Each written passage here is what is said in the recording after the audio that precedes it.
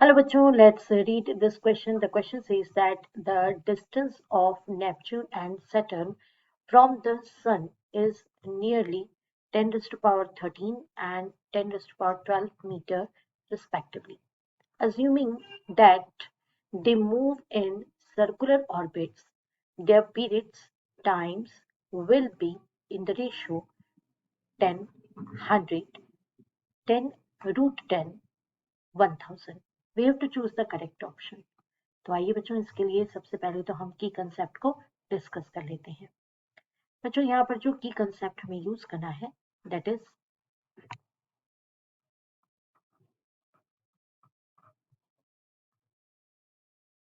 Kepler's law of planetary motion.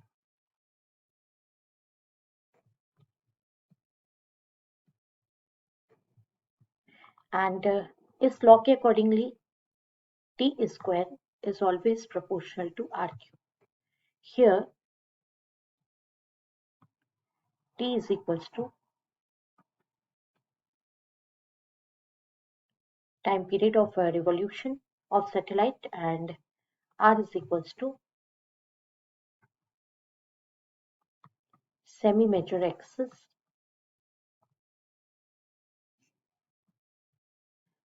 Of orbit, जिस orbit में satellite move कर रहा है उसका सेमी मेजर एक्सिस है।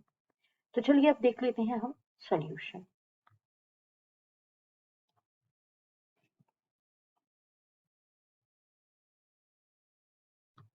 तो बच्चों सबसे पहले तो हम इसमें केस 1 से डील करेंगे। हमें दो केसेस का कंपैरिजन करना है, सो दैट्स व्हाई हम आपको जो फॉर्मूला हमने बताया, जो रिलेशन हमने बताया, उस रिलेशन के अकॉर्डिंगली अगर हम केस 1 को डील करें तो in case 1 first case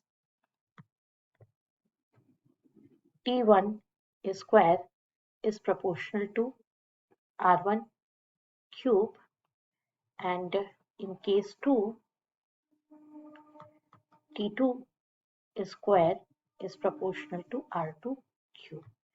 Therefore T1 upon T2 comparison करने के लिए हम रेशियो ले लेंगे, दैट इज इक्वल्स टू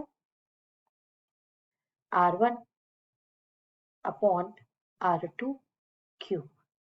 अब हम वैल्यूज सब्सटीट्यूट कर देंगे, जो हमें वैल्यूज गिवन है। ऑर्बिटल रेडियस जो गिवन है that is 10 raised to power 13,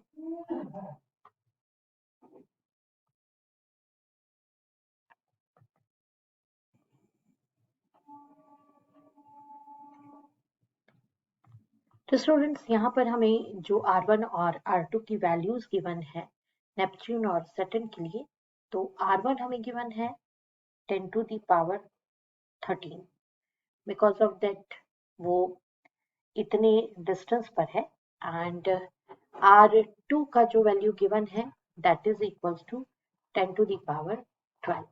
तो देयरफॉर T1 अपॉन T2, तो स्टूडेंट्स ये है T1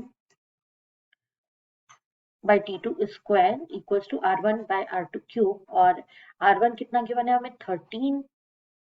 10 to the power 13 and R2 given है 10 to the power 12। तो इस कंडीशन में हम ये रेशियो जो कैलकुलेट कर रहे हैं, अब इसकी वैल्यू देख लेते हैं कि ये वैल्यू कितना आएगा। तो T1 upon T2 square is equals to 10 to the power 13 divided by 10 to the power 12, इसका वैल्यू का क्यूब आ जाएगा।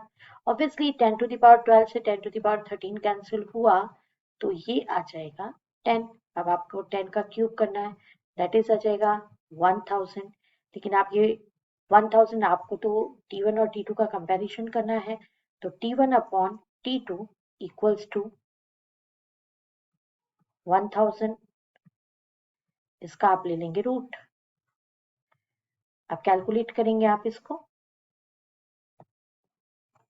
तो देयरफॉर हमारे पास जो T1 अपॉन T2 का वैल्यू आ जाएगा that is equals to 10 root 10 आ जाएगा, है ना। तो जो कैलकुलेटेड रेशियो है उसके accordingly option C 10 root 10 This is the right option. I hope you understood it well. Best of luck. Thank you.